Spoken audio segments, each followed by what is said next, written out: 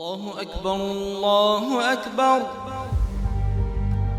সর্বোচ্চ নেতা খামেনি থেকে শুরু করে ইরানের সামরিক বাহিনীর কয়েক ডজন শীর্ষ কর্মকর্তা একে একে প্রাণ হারালেন, নাম লিখালেন শহীদের খাতায়। আর এই পুরো বিষয়টির পেছনে কুখ্যাত কারিগর হিসেবে কাজ করেছে ইসরায়েলের জাতীয় গোয়েন্দা সংস্থা মোসাদ। তবু ইরান এই সংস্থার এজেন্টদের পুরোপুরি ধরতে এখনও সক্ষম হয়নি। মোসাদের এজেন্টদের শনাক্ত করা কতটা কঠিন তা 2017 সালে লিবিয়ায় আলোচিত একটি চাঞ্চল্যকর দাবি থেকে কিছুটা আঁচ করা যায়।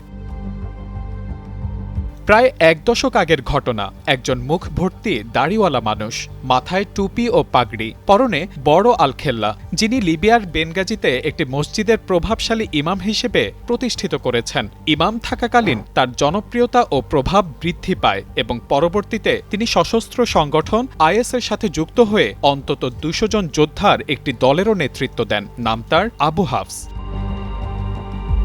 কিন্তু পর্দার পেছনে লুকিয়ে ছিল এক ভয়ঙ্কর সত্য। দীর্ঘদিন পর লিবিয়ার গোয়েন্দা সংস্থার জালে ধরা পড়ায় বেরিয়ে আসে তার আসল পরিচয়। এই ইমাম কোনো মুসলিম নন, নামও আবু হাফস নয়, বরং তিনি ইসরায়েলি গোয়েন্দা সংস্থা মোসাদের স্পেশাল ইউনিট মুস্তারাবিনের সদস্য এফরাইম বেঞ্জামিন।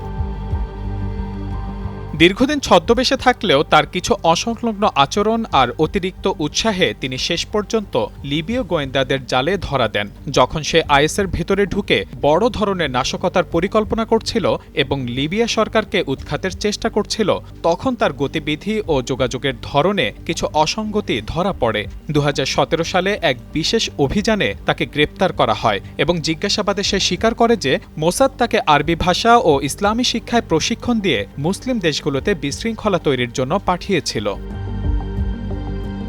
ইসরায়েল কতটা সূক্ষ্ম পরিকল্পনা করে মুসলিমদের মধ্যে শিয়া সুন্নি, আরব অনারব বিভেদ সৃষ্টি করতে পারে তা এই ঘটনা থেকে সহজে অনুমান করা যায়। মুসলিম দেশগুলোতে এভাবে হয়তো অনেকে ঘাপটি মেরে লুকিয়ে আছে, যাদের চিনতে পারছেন না সাধারণ মুসলিমরা। তবে এই বিষয়টি মূলত লিবিয়ার গোয়েন্দা সংস্থার দাবির উপর ভিত্তি করেই আলোচনায় আসে, যার কোনো স্বাধীন আন্তর্জাতিক স্বীকৃতি নেই। এমনকি এ বিষয়ে ইসরায়েলের কোনো মন্তব্য পাওয়া যায়নি।